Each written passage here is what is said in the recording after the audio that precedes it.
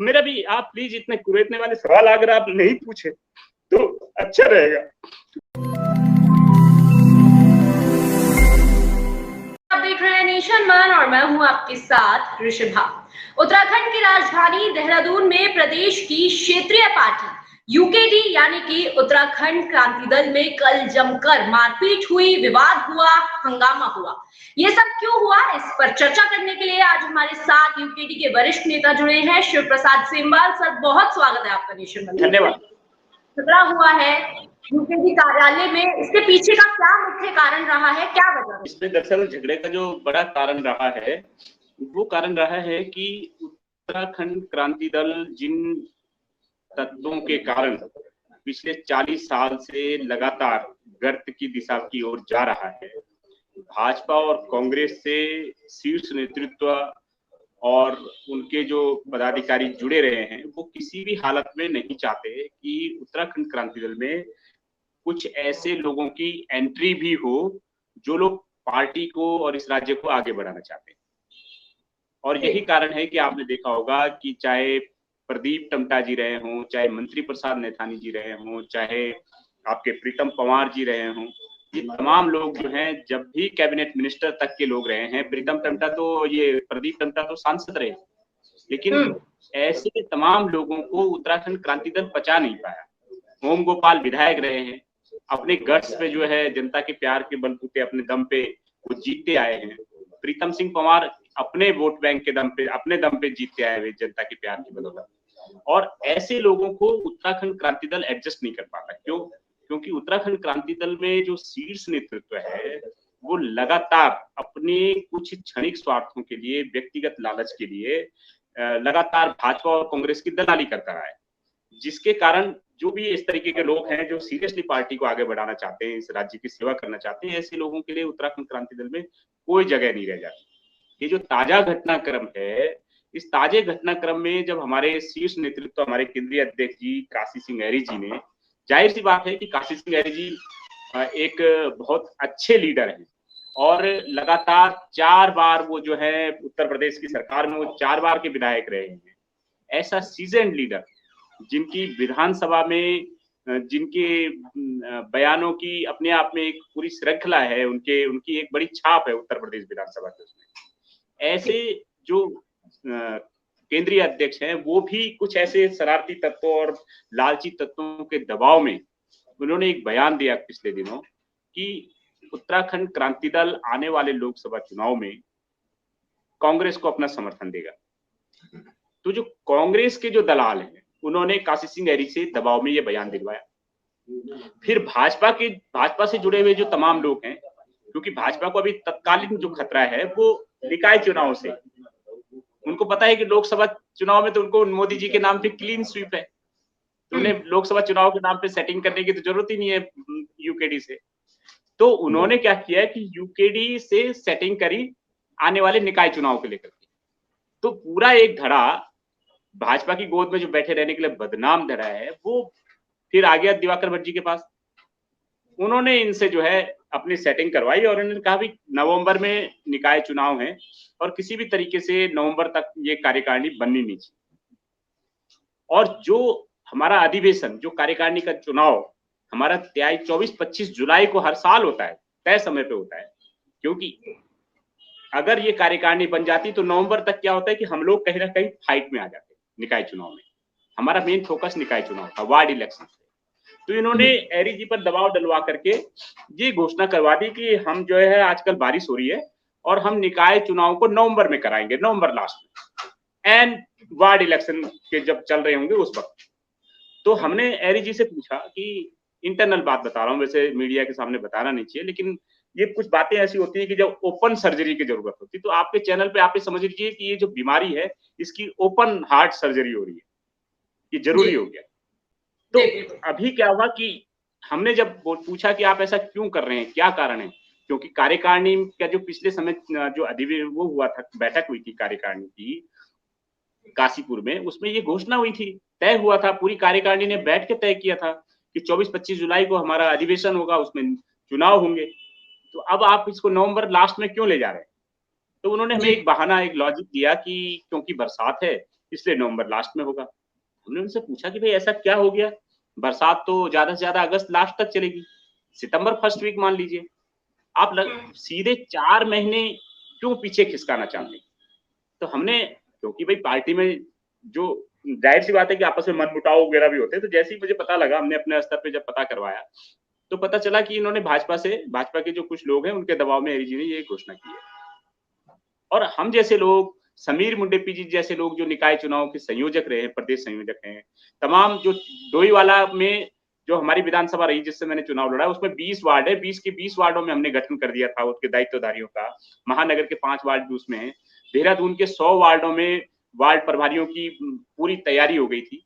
और जब इस तरीके की हुई बात, और पूरे उत्तराखंड में भी हमने जो है तमाम जगहों पे वार्ड इलेक्शंस में वार्ड प्रभारियों की तैयारियां कर दी, सब जगहों को जिम्मेदारी दे दी। तो आपको पता है कि डेली टू डेली भाजपा इस बात की स्क्रीनिंग करती है कि कौन क्या कर रहा है, कितनी तैयारी कर रहा है, किसको लेकर के क्या माहौल है। तो जो अब ये जो मैं आपको मेन कारण बता रहा हूं, इसको आप देखिएगा कि कांग्रेस का वोट बैंक पिछले 22-23 सालों से, जब से ये सरकार राज्य बना है, मात्र 1 या 2% घटता बढ़ता रहता है। किसी की भी सरकार रही हो, भाजपा सरकार में रही हो या कांग्रेस सरकार में रही हो, कांग्रेस का वोट बैंक स्टेबल है ऑलमोस्ट, केवल 1 या 2% कम ज्यादा होता है। ये जो उत्तराखंड में भाजपा हर्ष से अर्श पे पहुंच गई है, ये किसका वोट बैंक खाके बढ़ी है? ये उत्तराखंड क्रांति दल का वोट बैंक खाके बढ़ी है, ये क्षेत्रीय दलों का वोट बैंक खाके बढ़ी है। तो हमसे खतरा वार्ड इलेक्शन में किसको था? भाजपा। इसलिए भाजपा से इन्होंने बातचीत करके वार्ड इलेक्शन के चक्कर में जो है ये चुनाव, क्योंकि हम लोग अपने कार्यकारिणी के चुनाव में अटके रहेंगे, उसका चुनाव करवाते रहेंगे, हमारी कार्यकारिणी तब तक भंग रहेगी, और हम फिर हम करवा रहे होंगे केंद्रीय कार्यकारिणियों के चुनाव, ये बना रहे होंगे भाजपा वाले अपने टोली प्रमुख, पन्ना नायक, पन्ना प्रमुख, और पन्ना प्रमुखों की भी जो है अपने आप में ये कमेटी बनाते हैं। इनकी माइक्रो प्लानिंग उस लेवल पे होगी और हम अपनी केंद्रीय कार्यकारिणी में उलझे रहेंगे। तो हमने इसका विरोध किया। जी, आप प्रदेश अध्यक्ष के तौर में सबसे आगे थे, लेकिन अब यूपीडी को आप ही को निष्कासित कर दिया गया है, तो इसके पीछे क्या कारण है निष्कासन का आपके? इसका कारण यही था कि जब हमने इस बात का विरोध किया तो हमने जब एडीजी से बोला तो उन्होंने कहा हमारी मर्जी है। हमने त्रिवेंद्र पवार जी से बोला कि भाई ऐसे क्यों करवा रहे हो आप, उन्होंने कहा हमारी मर्जी है। हमने दिवाकर भट्ट जी से पूछा कि साहब ऐसा क्यों कर रहे हो, बोले हमारी मर्जी है। तो फिर हमने कहा फिर कार्यकर्ताओं की भी अपनी मर्जी है, क्योंकि पार्टी 4-5 भाजपा कांग्रेस के दलालों से नहीं चलेगी, पार्टी कार्यकर्ताओं से है और कार्यकर्ताओं से ही चलेगी। हमने कहा अगर ये सब आपकी मर्जी है तो हमारी भी एक मर्जी है, और हमारी मर्जी है कि 24-25 जुलाई को जो तय समय पे पहले से कार्यकारिणी ने निर्णय ले रखा है, जो हर साल तय समय पे इलेक्शन होते हैं, इस बार भी 24-25 जुलाई को होगा और इस बार कार्यकर्ता इलेक्शन करवाएगा।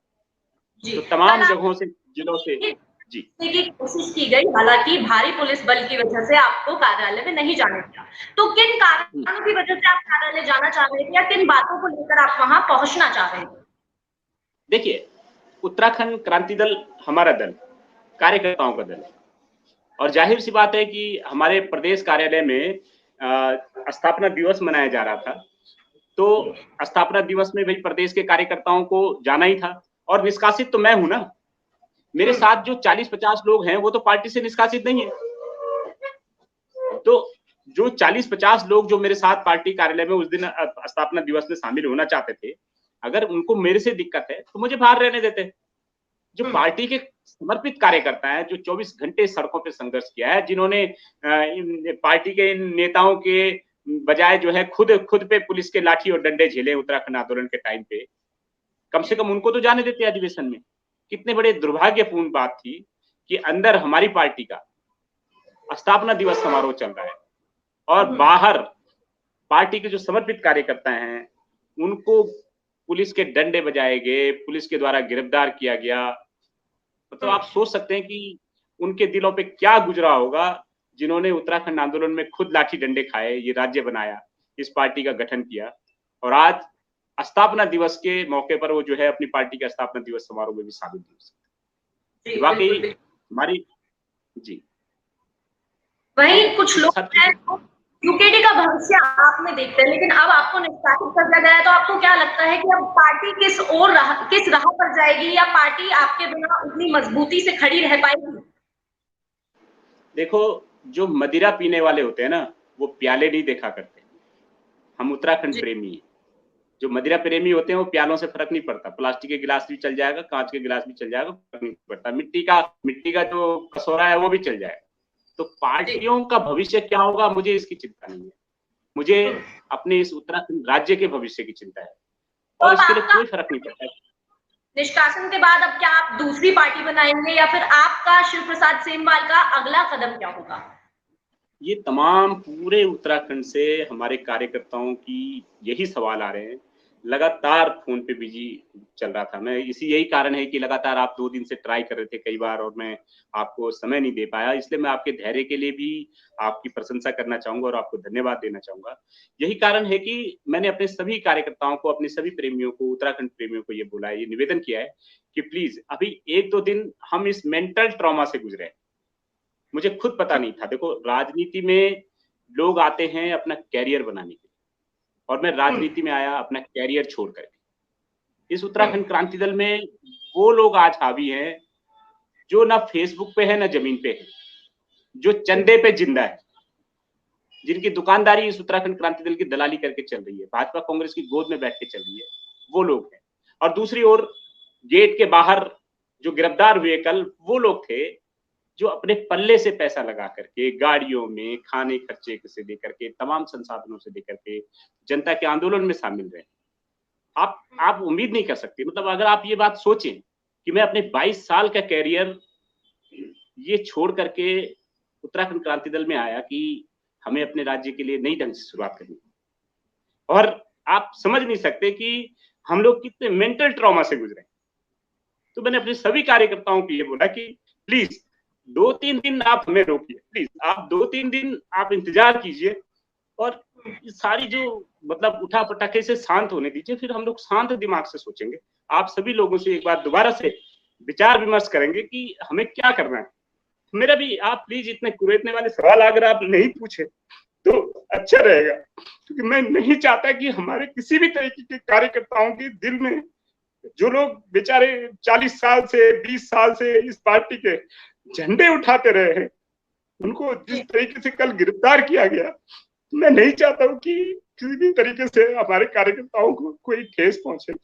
हम लोग 2-3 दिन का प्लीज आप समय दीजिए, हमें अकेला छोड़ दीजिए। 2-3 दिन में हम अपने कार्यकर्ताओं से मिलकर के बात करेंगे और फिर तय करेंगे कि क्या करना चाहिए, क्या उत्तराखंड के भविष्य के लिए, क्या उत्तराखंड के युवाओं के भविष्य के लिए, उत्तराखंड के बेरोजगारों के भविष्य के लिए, हमारी माताओं बहनों के भविष्य के लिए, इस राज्य के लिए क्या बेहतर रहेगा। क्योंकि आज की डेट में ये पूरा स्टेट फेलियर स्टेट में तब्दील हो गया है। यहाँ पर जिस तरीके से गुंडागर्दी, माफियागिर्दी, अपराध, महिलाओं के प्रति जो अपराध है, और जिस तरीके से दिल्ली वाले दल इनको छलने पे लगे हुए हैं, जिस तरीके से मतलब जिस तरीके से तत्व यहाँ पर उत्तराखंड में हावी हो गए हैं, तो हमें लग रहा है कि ये पूरा उत्तराखंड हमारे हाथ से निकल गया है।